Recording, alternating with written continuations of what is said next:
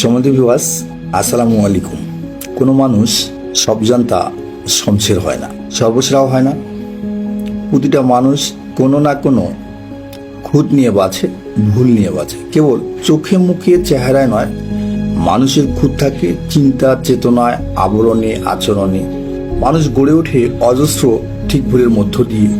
পরিবার, পরিবেশ, শিক্ষা, পরিস্থিতি, সময়, সমাজ মানুষকে গড়ে তোলে। তবে 100% নির্ভরভাবে গড়ে তোলার ক্ষমতা এসবের নেই। সৃষ্টিকর্তা মানুষকে এতটা ক্ষমতা দেননি কোনো মানুষ নির্ভুল কিংবা নিখুঁত হয় না। এই স্বাভাবিক একটা চিন্তা আমরা অধিকাংশ সময় মানতে চাই না, হোক নিজের কিংবা অন্যের ক্ষেত্রে। সম্ভবত এই মানতে না পারাটাও আমরা আমাদের জীবনের সবচেয়ে বড় খুঁত, ভয়ঙ্কর ভুল।